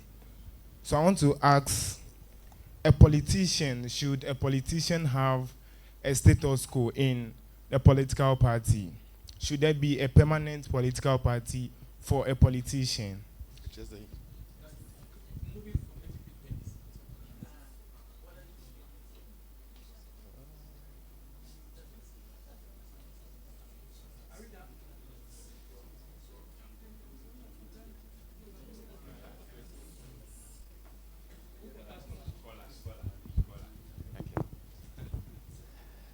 Thank you very much. Honorable, this is an observation, and possibly being on MPP platforms, these are some comments from our people in terms of delegates and MPP sympathizers. It's about how you have been framed in the political space and how sometimes you choose some words and you express some words. And it appears we have some concerns with that. For example, today, there are two key expressions that you have said in a person. One is, a poor country like Ghana, we are giving birth like crazy, just in a person. This is a quotation just today. Then another quotation, it appears the professors couldn't read. Just within the context, we get it. But if these quotations are taken outside this context, it becomes something different, and it reinforces your image and your political, the framing around you that NAPO is, in quotes, negative or is causing a harm to the political brand of MPP. How do we want you to work on some of these things and going forward? Thank you. Like you just did without the context, right? But you don't have to work on making sure your statements are contextual. Right. You see, communication is a two-way thing. Like Prof said it. What I talked about in Nkrumah, most of the reportage were clearly twisted. Clearly. When the same voice was played now, just because the World Bank had said so, people reacted differently. So I live in the political space, and when people want to take your words and twist it, they would always do. But I can assure you, it will only last a short time. I'm not worried about people who have been intentional about twisting words, because before I started this running mate matter, nobody ever went on air and said I was arrogant. But the team sat down and did a SWOT analysis and said, if we want to tag this guy, the only thing we should say. And every radio commentator said the same thing. And none of them had even met me. So we are in a political space. But the reason why I don't let it bother me much is that those who do that, they are easily found out. I'll give you 3 cases. When somebody accused me, now the person, the CEO, that I've killed Canadian women in Kumasi, I took the person to court. I never went on air to respond. I won the case. The person went on appeal. Now, the person's wife's father dies, and I go to the funeral. And people, if you stay in social media, they were insulting me like crazy. That person whose wife's father had died is not a family member of the dead man. He's just married to one of the man's children. He has no, those who are sitting and insulting have no idea whether I know the man who is dead or not in the relationship. The man has lived in Kumasi all his life. I've lived in Kumasi all my life. His children have lived in Kumasi all my life. They don't care. They just feel like insulting. Right? But the fact that I've gone, even when you read Ecclesiastes 7:2, where talk about what he talks about mourning. Right? So I'm not worried about that. But yes, it's because people like we just done. You take things out of context and publish it and then turn around and tell me that I should change when you don't bring a context. The second one was the Muslim cleric that was insulting Dr. Bawumia, accusing him of being gay, accusing him of eating pigs, accusing him of all sorts of things for 3 years. No Muslim in MPP stood up against that man. Till he went to say the same thing about me. I said, I'm not going to speak. I'm going to take him to court. Now, the people who are begging for the man, if I tell you where they are coming from, you'll be shocked. Just last week, it was published. The same people are taking the man to go and sit near Dr. Bawumia. And Dr. Bawumia is asking why he done all what he did. Fantastic. That is leadership. The fact that somebody says something bad about you doesn't mean when you meet the person, you insult the person. No, that is not leadership. That is actually called fake leadership. And I'll never indulge in that. The last thing was Mugabe. They said there's a radio station guy called Mugabe. He said, he played a voice that I was following, he was following me with a motorbike. And I was going around giving 150,000 to ECG directors to bring them. I was extremely rich. I laughed. Because when I got the tape, I cut a clip. Because the whole of April, I was not in Ghana. I left Ghana 8th April. I came in May. So when they said he was following the people, I wasn't even in Ghana. I wasn't in Ghana. So I went straight to court. Now his people are begging. If you go and twist what I say, in your MPP, I might forgive you. But if you're another political party, I'll take you straight to court. If more MPP people are taking people who have said horrible things about them to court, they would have stopped. You know what happened to the Muslim cleric on the most holy Islam day, Day of the Eid? The embarrassment he suffered. All the senior clerics said, go away. You come here and you come and insult people on a political platform. Who has been more disgraced? The things that he said that you are worried about, or the disgrace that he has suffered on the holiday. So we have to understand that people who want to twist and say things would always do it, especially now with social media. Before you go here, somebody has said everything. But I tell you, if you say things about me and it's not true, I'll take you to where you don't want to go. And no matter the begging, I'll take you. Go and beg. Mugabe is begging. The cleric is begging. Sami is begging. But still, I'll take my money and give it to charity. In some countries, you can cross carpet willy-nilly. And at a time in Ghana's political history, you could easily cross carpet. And it has happened and it has caused serious problems in this country. So when you look at the constitution we operate in Ghana now, it is directly as a result of our political history. If you don't know Ghana's history, read Ghana's constitution. Now, you can't declare a one-party state in Ghana because this constitution prescribes it. Because at a certain time, somebody declared Ghana one-party state. You can't expropriate somebody's, or you can't appropriate somebody's property. In fact, the constitution is promoting property owning in this country, individual freedoms. When my party, United Party, started people freedom and liberties and things, the UN even was not in existence. The UN Declaration on Freedoms had not been done, and we talked about freedom, liberties, and all that cup of tea. So people think change, and the political history in Ghana has changed so much so that nobody now can declare one-party state. And it is a capitalist or liberal economic philosophy that the Constitution prescribes for Ghana. You can't declare Ghana as a socialist state. This is the Constitution. So that is the history. So we decided that, okay, if you say you have left MPP and you went to Parliament on the ticket of MPP, not because Menshia people selected you, but because the General Secretary of MPP wrote to the Electoral Commission and said, in Menshia South constituency, our candidate, the party's candidate is Opoku Prempeh. When the party withdraws its whip today, you lose your seat in Parliament. If you decide to cross, you lose your seat in Parliament. That is what I'm trying to say. So we have gone past that time. But in certain countries, you have people crossing left, right, and center. I don't know what you mean by rich.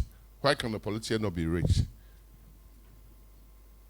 What is the richness we are talking about? In certain contexts, richness is like corruption. It means very little apart from an English language. Is it richness of the mind? Is it rich because you are so lettered? Is it rich because of the courtesies you exude? Is it rich because of monetary thing? And I'm sure you are talking about money. If the politician wants to be rich, he must prove his richness through other things, not by the mere fact that you're in political office. Because the Constitution, again, if people think that you are wealthy and you cannot tell us the source, they can go to Shiraj and expose you, even now.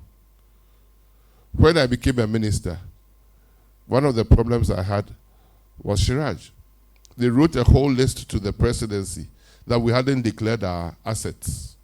And it's something I willingly do it every 4 years before you say Jack, because that's what the Constitution says as a politician. And when I read the letter, the man was publishing names and other newspapers, Fourth Estate and things were publishing, and my name was inside.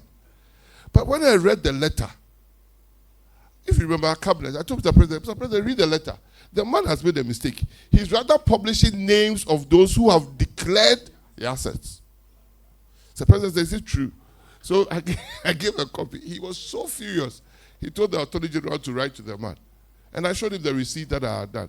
So people misrepresent and misreport and misquote, and that's why they call settings.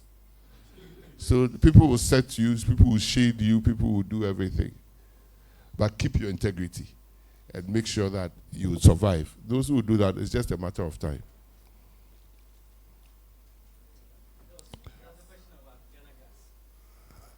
You know, when I went to the ministry, there was something, and it's become an issue now, even in the policy debates among MPP. What do we do about gas? Right? But think about it. Don't think about the fact that Ghana has gas. Think about the fact that even if we don't have gas, we have to power our thermal plants. And if we need gas, how are we going to get gas? We either use the West Africa gas pipeline to bring gas from Nigeria or do LNG. So that is how you plan your economy. You don't plan your economy because you have something in abundance. You plan your economy so that even if you don't have it, how are my thermal plants going to run? Right? And so gas, when I got into the ministry, one of the first things we did, I gathered my colleague ministers around from the powerful oil-producing countries on the side of a meeting in Houston. And I told them that, look, if we don't band it together, at that time the energy transition was huge. And Britain had decided that by 2030, no internal combustion engine will be done. All the countries, Germany was furious. Yeah, it was closing those all coal-powered plants. We were hot. And we started coming to the fact that we in Africa, we haven't contributed to climate warming in this world. we contribute less than 4% of all greenhouse gas emissions. Why should we suffer at the brunt of all the gas or methanes that the cows in America are emitting, and the people who are burning coal power plants in Germany and in China and things like that? We shouldn't. They should give us time. And even if they can't, they should let us use gas for a very long time as the best of the three fossil fuels. We were just fortunate that just during that conversation, COVID and Russia-Ukraine happened. And then the country that had helped South Africa most, because South Africa had shut all its coal power plants, the country that decided to support South Africa most decided that now, for security purposes, I have to start buying coal. And they started buying coal. South Africa couldn't use the coal. And South Africa is in doomsday perpetually. But that country still has light. So I have a map on my phone, an app, that shows the green areas of the whole world. The whole Europe, the two countries that are green are France and probably Iceland. Why? Because Iceland uses a lot of geothermal and France uses a lot of nuclear power. But when you go to the dark countries, some of them are here, so I won't talk about them. So we need to master the use of gas and use it in a lot of things. The power plant, the processing plant that was built in, I always say that it was not a good processing plant. Why? The things that we could have extracted from the raw gas to make it dry, lean gas, most of them we can't because of the nature of the plant we built. And so Ghana Gas itself started a journey of building another new plant. But fortunately, the private sector is building the same power plant or with their own money. That government is not involved. So it may just make right decision policy to use it as a tolling plant and get the green lean gas from it. The things that the private sector can do, government must not waste its resources on. It must use policy and regulators to buy the thing and to institute a policy. You know, in Ghana, it's PRC that decides in power plant the price. So strengthen the capacity of PRC. Let the private sector put the plants there. Let the ECG distribute it, but distribute it efficiently and collect their money. That's all.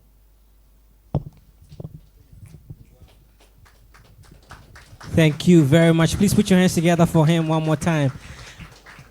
At this point, unfortunately, I really wanted to give more options to ask questions, but we don't have time. So I'll just take your question and I'll give it to him personally, and then you can talk to him, okay? And all other questions that you may have, unfortunately, we can't take them. So thank you all so much. Please put your hands together for yourself one more time. At this point, we'll take a vote of thanks from...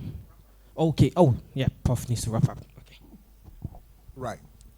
Honorable, I think we are grateful for you having come here. We have enjoyed the program, and we are giving a few minutes to just summarize everything for us, so that people can go home with something in hand. So over to you, sir. Thank you. First, I'd like to thank those who thought about this program and started this program. Prof, and the support that you've gotten from Konrad. I think in Ghana, when I see Konrad, I see Prof. When I see Prof, I see Konrad.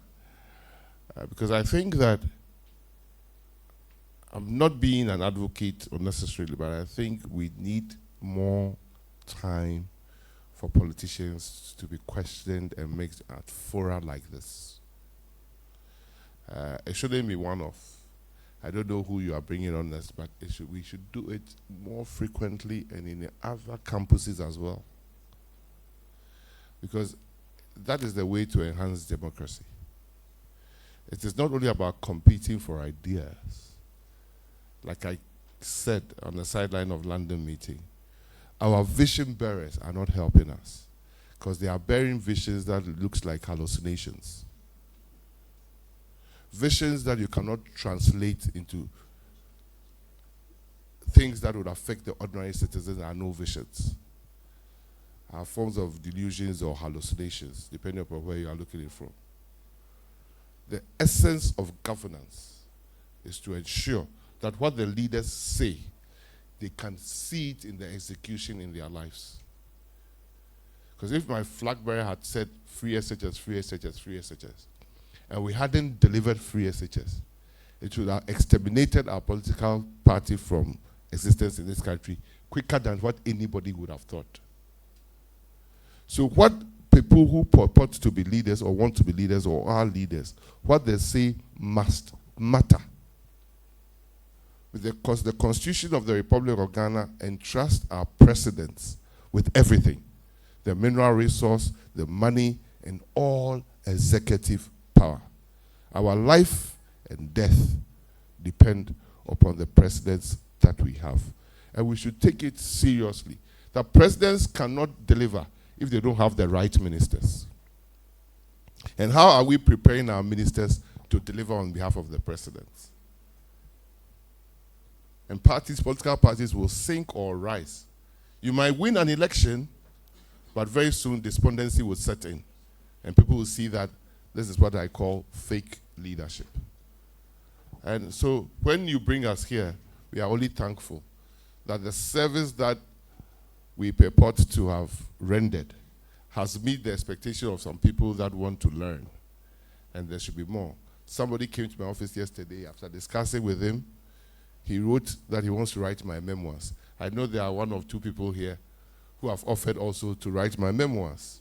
I can tell you that I've written 3 books already. Given the permission, I'll publish them. Because it is very important. We don't write in Ghana. So you don't see any politician or very few politicians writing. Imagine you see a memoirs of President Kufuor. You see a memoirs of President Mills. You see a memoirs of Rawlings, which I encouraged him. He said, Matthew, I can't. What has gone on during my presidency, I can never put down. Because he became my very friend at the last days of his life. And so we have to learn our history. The lessons of history are for a better future, not because we have to dig into the past. We have to learn the lessons of the past and prepare ourselves for the future for a better country. Thank you. Thank you.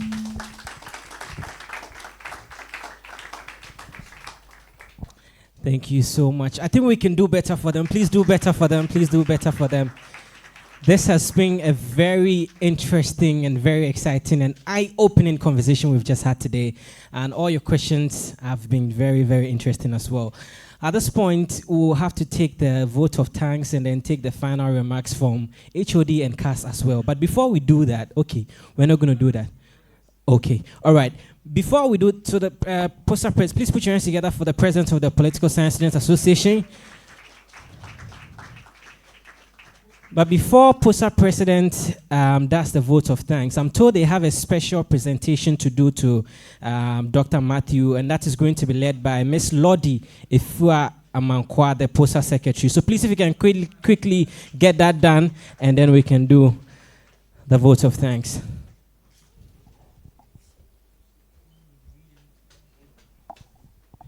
Do you want to quickly read the information on for him? Okay, in recognition of your outstanding contributions to the development of Ghana and your unwavering commitment to leadership, excellence, and public service, we express our profound gratitude for honoring us with your presence at the program Time with a Politician, where you have shared invaluable insights, experiences, and perspectives that enrich the academic and leadership development of students. Your dedication to public service, governance, and national development continues to serve as a beacon of inspiration to the youth and future leaders of our nation. The Political Science Students Association deeply appreciates your willingness to engage with students and contribute meaningfully to sharing the next generation of leaders. Presented by Political Science Students Association. Thank you. Posa posa.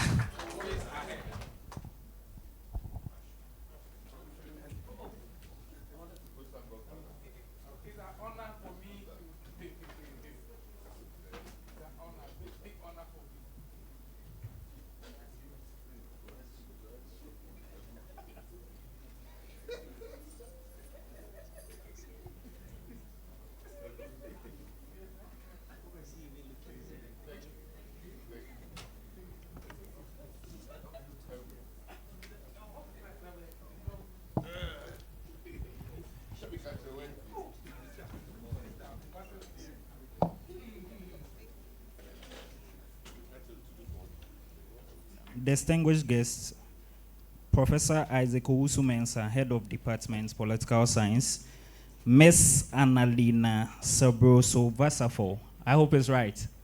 I thought you say it's wrong, so I already had an excuse. Yeah.